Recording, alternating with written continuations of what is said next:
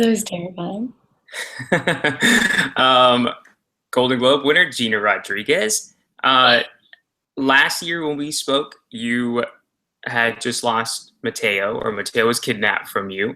Oh, And then this finale. I mean, first of all, I heard that Jenny Erman had told me, your creator, of course, mentioned that there may have been some tears shed just at the table read. oh my gosh. Like not just some, like severe. Because I'm so in love with these characters. I'm so in love with like Jane and Michael and Jane and Raphael's love story. Like I'm in love with love already, Gina, as a human being. So, it's petrifying. You just do not know where the story is going to go. And because we're so much in the dark, which is beautiful because literally as an actress it can be a beautiful exercise in being able to stay present and not worried about where the character is going to go and playing that, like you very much so stay in the moment. But when we read it, I was like, what's going to happen? Like, I don't want to lose anybody. Oh my god, I can get like teary-eyed thinking about it. So but I don't know, I Well, don't know what's going to happen, and yeah, I just love them all so much. And it was the whole 2 seasons have been culminating up to Jane having this experience that she just wanted so bad, like, so I want her to have that. And not the sex part. I'm talking about I want her to have that love story. right, yeah, and we all did too. I mean, everybody was just as shocked, and it's crazy to know that you don't know, just like we don't know. So you're just in the same boat as the rest of us. I definitely know that, for both like Team Michael, Team Raphael, there's just a lot in store in the future that nothing could be said in one way or the other. So like Team Raphael's that are like, oh my God, like, I don't know how I'm gonna watch this anymore. I'm like, I think you got to, because who knows where we're going? Like, who knows? Who knows the story of Jane and the father of her child? Like, who knows? Well, I mean, the season itself was extremely successful. Again, you guys, your critical acclaim is outside, just outside the box. I mean, you guys are the second season was great. It was a great setup for what's coming up in the third season. But I mean, you guys, you came off the Golden Globe win, the comedy series nominations from the Golden Globes, from the Critics' Choice, from I mean, Television Critics Association for Outstanding New Program, and Achievement in Comedy. You yourself were nominated there as well, and at Critics' Choice. Did you, going into the second season, um, have any put any like hard expectations on yourself as to, okay, we've got to live up to what season one was and make sure we don't have kind of that sophomore slump or anything? Or did you just, I mean, I know you have Jenny Herman as a showrunner, so it's hard. I mean, so it's easy not to, I mean, just to go with it. But did you yourself have any on you? I think that me as a human being, I really love to bring like my foundation as a person to my art, where after the Golden Globe win last year, saying, this is a beautiful accomplishment. I'm going to keep my head down and I'm going to keep working hard and I'm going to show that I am deserving of such a recognition, regardless of what happens next. When we went into season 2, and right away from the first episode, it was the trust that I had for her was just again reaffirmed for Jenny. I have so much faith in that woman's brilliance and in her art and her mastery. She just is so masterful when it comes to storytelling. I thought I just have to do my part. And I think getting caught up in the end result can be really dangerous and can be really difficult to live in the present. And presently, I was getting amazing script after amazing script. And so it was all about me just doing my little part of like that whole puzzle. So you can sit in the fears, you can sit in sadly that voice that can creep in at any point, no matter what career you have, of will I be able to live up to my past? Will I be able to live up to past, recognition? Um, But that fear blocks your creative outlet. That fear stops you from saying, you know what, I'm part of a puzzle. I'm not the whole puzzle. I'm part of it.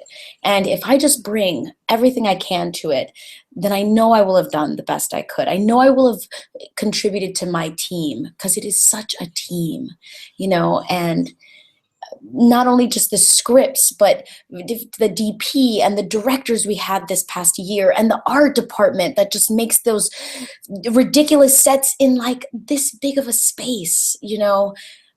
There's so many pieces to it. So instead of living up to expectations that we create, total illusions that we create, I just say, you know what, Gina, like, do the best you can, because everything comes to an end. In every part of your life, in every facet of life, everything comes to an end, but enjoy it. Enjoy every single day of it, because when it's gone, then it's gone. So like Golden Globe was amazing. That last year winning with my parents being there was amazing. But then this past year, blessings to Rachel Bloom. Congratulations. So beautiful to sit across from her and see her experience what I had experienced, knowing that I was just there. I don't need to always, you don't have to be the whole puzzle. You just be like the little piece, So it was nice to just enjoy it and not put those expectations on myself. Last year with the Emmys, everybody was like, oh, you're going to get nominated. You're going to get nominated. And I wasn't. And that was okay, because people were talking about me having the ability to even be considered. So here we are again. So it's like, you gotta let go of the expectations, or let go of the fears, or let go of what this illusion that you're trying to live up to. It's or an illusion you think other people want you to live up to. Instead, just do like your little puzzle piece,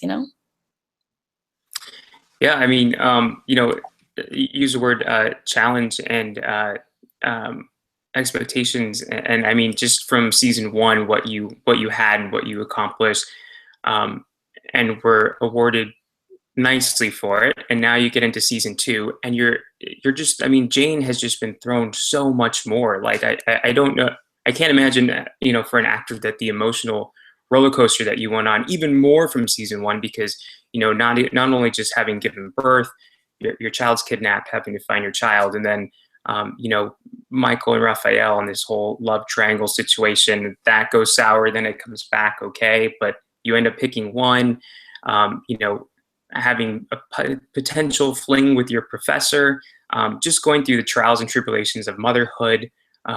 There's just so much this season that Jenny threw at Jane. Did you find it more challenging than season one overall? Or, I mean, Jenny had mentioned to me that you can do anything, or does it just come easy? I don't know if I could do anything. One thing I do know is that I'm not afraid to try anything. I'm not going to succeed at everything, but having the ability to walk through a mother's journey was incredible. Watching my sisters, taking so much from them who are mothers. My sister was pregnant the second season, and she went back to first season and like lived through it. And then when she started watching second season, she was like, it's so on point. It's so exactly what moms go through, and the mother shame and the like guilt and the not wanting to leave your child. And my sister Rebecca was like, I got a job that starts 3 weeks after her beautiful baby, Ailu, who's now with us. And I don't know whether to take it or not, but I know it's great for my family. And just to see Jane go through that kind of journey of what is the best decision for myself and for my child, not to mention all the fantasy sequences that I got to do, the salsa dancing and the rapping and the synchronized swimming, and the having to balance the comedy with the drama, having to balance the like complete camp comedy with my dad, to like subtle comedy with some of the boys, to drama with like my love life. What it ends up doing is like, it's an exercise. So whether I can fulfill all of Jenny's fantasies, whether I can give her everything she wants, I definitely love trying. And I love that I get the opportunity to, because, you know, you can live with a character. Now I'm going to be on my 3rd year of living with Jane, and there's always surprises. And there's always a part of me that I get to stretch and practice and really like hone in on and massage my craft and massage those different elements of comedy and, you know, revitalize drama and not make it, you know, so difficult where the audience doesn't have a catharsis. You know, it's been a really wonderful practice, but season 2 has been very difficult, you know, very much a challenge. And I can only imagine the challenges I have for season 3. I can't wait to get back. I mean, I'm here in London shooting a movie I am freaking in love with, and I have moments where I'm like, I can't wait to go back to my family at Jane, and I can't wait to see what happens. And I cannot wait to play Jane finding out that Michael got shot. I cannot wait to play that. I'm like, what is that going to look like? You know? Yeah, it's we can't wait for it either. And you know, you kind of touched on it. You were given a lot more physical comedy to do this season as well, and you played your own kind of alter ego twin, and all that. At least, I mean, you know, with all the emotional turmoil, at least you had that comedy to drop into. Was that nice to kind of some release in some of those episodes? That's exactly what it is. It's a total release. It's, you know, Jane is a very specific human, as we all are. We are very specific. Me, personally, I am different than Jane is, you know? And so for me to play Jane consistently can at times feel boxed, because she has such specific values, which I love, which I admire her for, which I love playing a character that girls can look at and say like, wow, Jane is picking the unpopular choice and she's making it popular. Jane is, you know, putting herself in honesty that maybe can be uncomfortable, but maybe I can try that too. So like Jane is a great role model.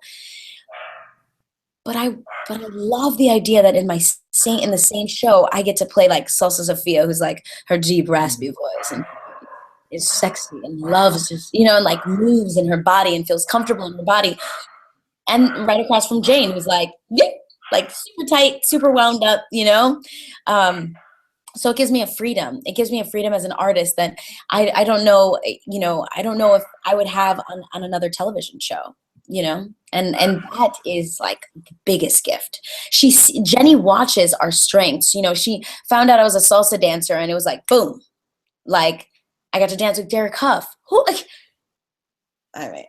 Not only that, I mean, you also got to dance with Britney Spears. I mean, that'll go down in history for the rest of my life. Like they both are just so incredible. I get to work with Rita Moreno, my number one hero in life since I was like 12 years old.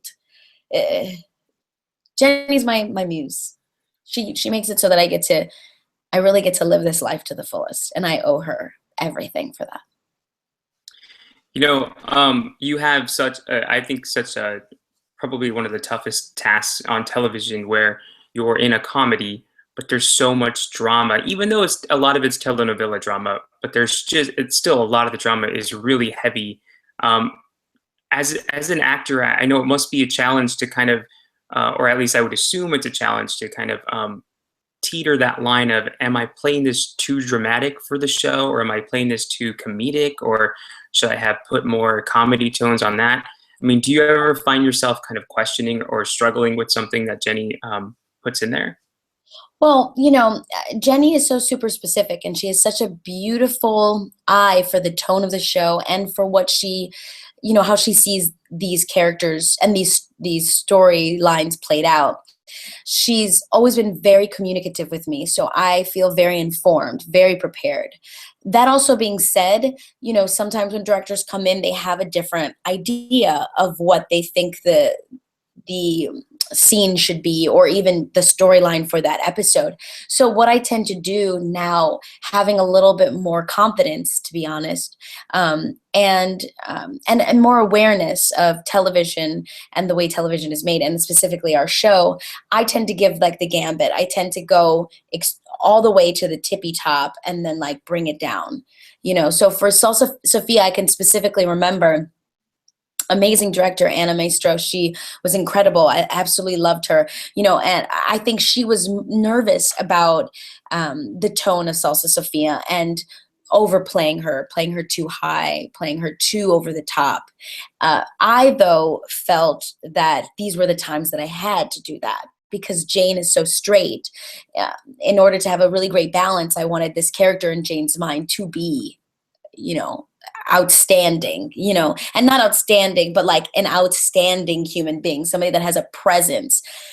Because Anne had a little bit more of a fear that Jenny wasn't going to want that, I just simply asked if I can play it all. So because it's, you know, a take is 1-2 minutes long, it's like, let's just do one more. And I'll go from like the greatest to as normal and as straight as possible. So I've now vocalized a lot more my desire to run that gambit, you know, while we're shooting, which ends up giving Jenny just more to play with in the editing room. But then it's great to go back and see that, you know, she took some of those moments that were like extreme and wild. And that encourages me to vocalize when I want to go there, you know, and not be afraid to go there. When it comes to the comedy aspect, I tend to play my comedic beats with each character differently. So with my father, I will balance his, you know, his over the top nature, his very like, you know, his comedy is much more physical, much more expressive. The comedy with my mother and my grandmother, you know, is taken down a bit. And then the comedy with the boys is more flirtation. It's more, you know, an inward, you know, much more inward, you know. So I just kind of like have started to create these relationships with these people, and then I'll kind of base my comedic moments or dramatic moments on that. Now, having having spoken to Jenny Erman recently, she, as I mentioned, she had said that you kind of have no limits. Like she's able to write, and she knows you're able to do it, whatever it is she asks. But on the flip side of that, because I know you guys are super close. I mean, you just call her your muse. How is it having a creator, a showrunner, where you can get a script and trust everything in there is going to be just gold? It is. It's like I won the lottery, Ralph. I love her. I love her heart. I love her brain. She protects me. She allows it so that in between these movies, I get to play different characters. I mean, I cut all my hair off for a movie, and she's like, we will make it work. We will make it work. We will make your dreams come true. And because of that, not only have I always been able to trust her writing, always from the first moment, before I met her, when I read the pilot and I was like, who is this woman? But our relationship is one of such gratitude. Like, I'm so happy I have her. And I truly feel she feels happy to have me, that we protect each other. So when it comes to the morale on set, when it comes to like long hours, you know, she can reach out to me and say, Gina, have everybody band together and protect our crew because they're tired. You know, have everybody band together, and as much as it's difficult, like, you know, just bring that spirit. And even if I don't own that spirit at the time, even if I'm tired or worn down, she just having her desire to want me to do that lifts my spirits up. And I remember how lucky I am to have this woman guiding me, my fearless leader. And, you know, that is like, it doesn't matter how long Jane lasts, because the amount of time I've had already is more than I feel like I'm deserving of, you know? Well, we know we at least got a season 3 coming up, so hopefully it lasts much longer than that. On the, you know, getting now to awards and the Emmys, I mean, you yourself, you know, a lot to do with your partnership and trust with Jenny. You yourself have been nominated and, in some cases won pretty much every television award out there for an actress. And the biggest thing is that you're coming from CW network. It's all history making that you've done so far. The one thing that's eluded is that Emmy, and that was last year. There was a lot of uproar. Just personally, there was uproar on that, and uproar from journalists, from fans. It was like when Tatiana Maslany got snubbed the first 2 times at the Emmys, and you actually last year had alluded to that. Simply saying patience and faith is what you're about. And look at Tatiana; she finally got one after the 3rd year of the show. And she was well deserving from the beginning. Oh, well deserving. Yeah, so deserving. But it is, I mean, I know, being an Emmy nominee would be incredible, but being in that conversation and knowing that you have the backing that you have from not just that, from your fans who have now started a hashtag, Emmy for Gina. I love them so much. Is that like just winning enough? That totally is. It totally is. My favorite is Amy Poehler's book when she talks about it being the pudding, and like how you're like, I don't even want the pudding. And then you're like, wait, do I want the pudding? And like, oh my God, I have to have the pudding. Somebody give me the pudding, like in reference to awards. For me, the conversation is by far enough. And please do not get me wrong. It would be outstanding. It would be incredible. But it would be incredible not just for me. It would be incredible for the Latino community. It'd be incredible for the CW. It'd be incredible for our show. It'd be incredible for our show to continue to have more legs, to have more life. It goes beyond myself. And I don't say that, I feel like sometimes my positivity can be considered corny, but like, that's the life I want to live, and that's the outlook on life I want to live. And I really feel it. And it really like hits me in a guttural feeling, because how much more can I really desire? I have been given everything I have asked for. I just want to give it away. I want to give it away and make room for more, like give your blessings away and make room for more. But the conversation, my fans, hashtagging Emmy for Gina Rodriguez, my fans, they give me so much inspiration, so much light, and they don't know that. I mean, I hope I show them that. But they're the reasons why Jane is on. They're the reasons why I do what I love every single day of my life, why I get to continue to do what I love. So having the critics say that I was snubbed last year is like, that's awesome. That's awesome that they even feel that way, that they even like include me in their mouth. So yeah, it's totally enough. And it'll happen. It'll happen eventually. Maybe not for Jane, maybe for another show. Like, it's patience and faith for sure. Well, a lot of us, I mean, actually everybody is hoping that it's going to happen this year. Emmy voting is going on right now. And if you do get nominated, knock on wood there. Yes. Do you have an episode in mind that you submit to voters? Oh, I mean, I don't know. I mean, it was, I don't know. I guess we just recently did like the Deadline Emmy reading about 2 months ago, and it was with the first episode of season 2, which is exciting to me because we were already shooting our 22nd episode and we were going back to the first one of season 1. But that one there was so much life in that one. It was dramatic, it was comedic, it had like ups and downs. But in all honesty, that's the kind of show I'm on, where every episode has such a life of its own. If it went from like Salsa Sophia to the synchronized swimming to the Nicki Minaj rap character, each episode has its own experience. So I don't know. I would submit them all if I could. That's a good way to go. Yeah, really I don't know. And art is so subjective, like, can they tell me what they want? And then I kind of wanted to touch on this before we go to some fan questions real quick. I know, you had just mentioned the Latino community, and you started Movement Mondays after kind of the Oscars So White kind of backlash started. And you're you yourself, you're kind of breaking those barriers in that film world. Annihilation, that you're on right now, which stars you and Natalie Portman, Oscar winner Oscar Isaacs, Jennifer Jason Leigh, and then Darkwater Horizon, which we just spoke about before this. Mark Wahlberg, Kate Hudson. Deepwater Horizon. Yes. Oh. Yes. Did I say that? You said Darkwater, but it's okay. Oh, Deepwater.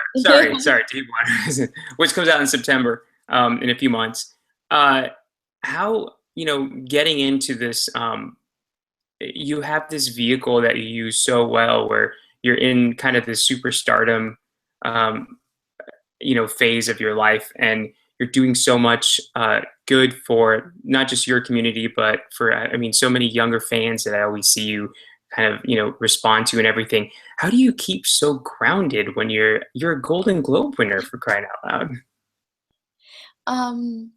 That's a crazy question to me, because I don't feel like there's an option. I don't think because you win a Golden Globe that your attitude should change. I don't think I'm better than anybody else. Like, I don't know. I feel like it almost feels strange to answer that, Ralph, because I'm like, I'd be disappointed in myself if I thought all of a sudden, because of a trophy, that I can be nasty to somebody, or that I'm better than anyone else, because I'm definitely not. I mean, like, my sister saves lives, for crying out loud. Like, my sister's a doctor. She saves lives. I don't know, because I treat others the way I want to be treated. Because, like, I truly believe that you do treat others the way you want to be treated. And if there was a part of me that all of a sudden became something else, then my world would change. And I don't want my world to change. I don't want people to think that I'm untouchable, because I'm not. I'm right here. And like, those my fans is such a crazy thing, because if I can hug each and every one of them, if they really understood, like, the secret is that, like, I'm here because of them, then they would also know how much their worth is, how we all are here because of them. Every artist, every artist that people go to the movies to see, like, we don't live in this world alone. The reason why we get to do what we love is because of all the support around us. My hustle is only as strong as my crew. And I want to be good to my crew, because my crew is good to me. So, I don't know. It's strange. Did I answer it? Does that make sense? No, it totally makes sense. I mean, you'd be surprised how many in your position aren't as, I guess, touchable as you reference yourself to. But yeah, and your fans definitely appreciate it. You have Gina's Warriors out there, and they sent in some questions.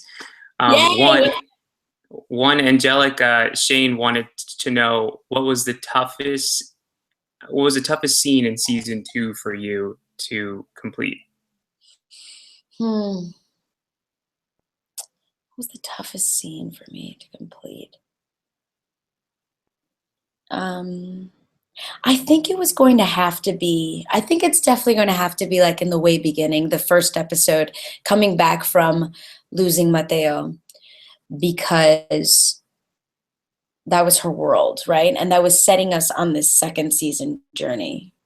So for me, that whole episode was about bringing everyone back in, bringing them back in on this journey with me.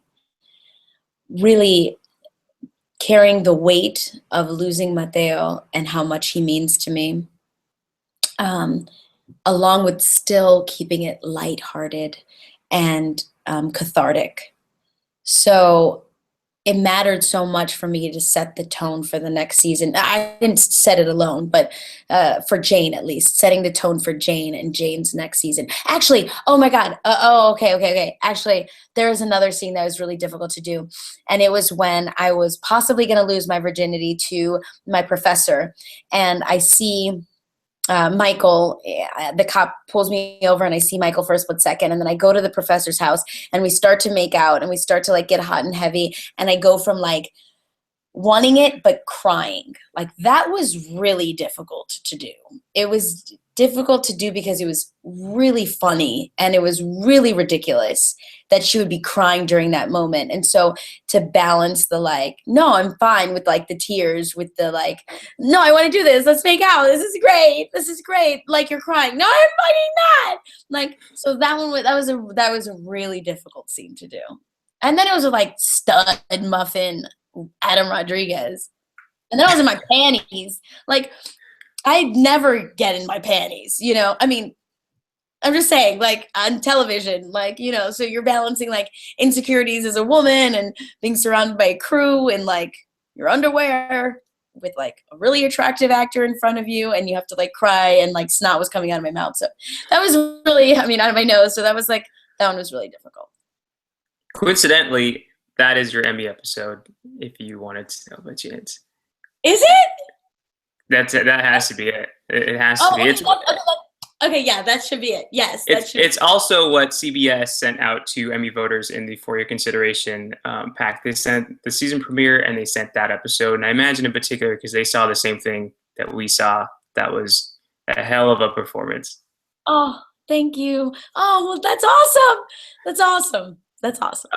Allison, whose handle is the Army of Jena. Oh, I know Allison. What up, mama? Wants to know, when did you start believing in your work and your talent? Oh, you know, I used to be in this dance company when I was younger. I wanted to be a dancer so bad. We used to go to the Puerto Rican Day parades growing up in Chicago at Humboldt Park, and I would see these little girls wearing sequins, and I was kind of a tomboy. So like for me, it was so exciting to see these little girls in sequins. And I was like, Mom, I want to be in sequins. Like, I want to dance. I want to dance on stage. And she was like, you do? And I was like, I do want to do that. So I joined the company when I was 7 years old, which was very real. It was, to me, it was like imperative to my confidence, because I wasn't the most feminine girl growing up. I was definitely a tougher kid because my father very much so raised me. And it gave me this strength and this femininity that I really didn't know how to discover at the house, to be honest, even though I had two older sisters, but they were substantially older than me. So during that time where I was 7 to 17 dancing, I was discovering like who I was. Those are like transformative years. I would say like 14, 15, 16, very transformative years. But I realized that when I would get on that stage, it's almost as though it wasn't me. It was as though I got to be somebody else, and I got to perform for people, and I got to make people laugh, and I got to make people smile, and they danced along with me. And I was infusing strangers with this emotion that I loved. Like, I love love. I love to make somebody feel loved. I love that. I want to make you feel loved, Allison. And like every single time you tweet me, I just want you to know, like, I'm here. I hear you. But I realized during that time that if I can be this person on stage, if I can just believe in myself on stage, because it's as though it wasn't me, then why couldn't I do that in real life? Like, why couldn't I walk around with that confidence in who I was? What was I afraid of? And the more I performed, not saying that you have to perform in order to get this, but the more I started to own that self-worth off screen, off stage, the more I enjoyed all of my journey, the more I enjoyed even the painful parts, even when people were like, oh, you're flat-chested and you're not pretty and you look like a little boy. Like, I used to hear that all the time growing up. The more I realized that was somebody else's pain and not my own, because I didn't feel that way about myself, the more I realized that I could just send them love and send myself love in return, and I was going to be okay. So like, but it's a daily thing, Allison, like it's a reminder I give myself every day to not turn the knife on myself, to be a friend of the person I saw in the mirror, to own my ability and the things that I didn't know, work hard to learn. And if I didn't know them, that didn't make me less powerful. That didn't make me less of a human being. That just means that was not what I knew how to do. And that was okay, It's accepting both parts of you, your strengths and your weaknesses. Your weaknesses only making you want to desire to learn more, or making you a human being, making you real, making you someone that is not a god, that can't do everything. That's okay. So confidence is a daily thing, but I think it begins with just, loving you first and knowing like you got to be your own best friend also. Does that answer the question? Definitely does. It was great advice. I like the not turning your knife on yourself. That's pretty great. And then final question, kind of on the same thing. Nina wants to know how it makes you feel when somebody tells you how much that you've changed their lives in a positive way Um, without crying. I know, right? Oh, yeah. Um, how it makes me feel, I guess even just hearing that makes me feel overwhelmed with joy, because like I feel like we're all given gifts, no matter what you believe in. Obviously, I'm very clearly somebody that's outwardly faithful, but I feel like I was given the gift to perform, and then when people are inspired or they feel changed or moved by my heart, like that's like everything. That's like everything I've ever desired, because that means that I hopefully will be, I hope I'm hopefully fulfilling that gift that I was given. Like, I've truly walked through this world knowing I'm not here alone, not wanting to be here alone, not wanting to go through these blessings alone, not wanting to go through the show alone, not wanting to go through these accolades alone. Like, I don't want to do it alone. So when somebody says those things to me, it means just as much to me, I think, as it does to them, because it's what inspires me to keep on being the person that I am and working on the person that I am. And when I fall and when I fail and when I have a moment of unkindness, I'm able to know, like teshuva, you can always return to the good. You can always, we all make mistakes, and I can say I'm sorry and I can ask for forgiveness. Um, so it reminds me that even in those moments where I am extremely human, that there is a person that out there would be saddened to know that, and so I can return to the good. So I can return to being kind and ask for forgiveness and be a better person. So it's inspiration for me, because like I need inspiration too, So they do that for me. Nina, you do that for me. Well, you do that for a lot of your viewers and everybody else. You inspire so many people, and it's so very much appreciated, just as a fan and as a viewer myself. The show, congratulations on a great second season of the show. Myself and at Gold Derby, we are pulling for you completely this year at the Emmys. And if it doesn't happen, like you said, you've got a lot of other stuff around you, but we're hoping you can make history again for the CW. So congrats on that, and I hope to talk to you again soon. Ralph, you're the best. Thank you so much, and Gold Derby for supporting me. So I really appreciate the vote of confidence.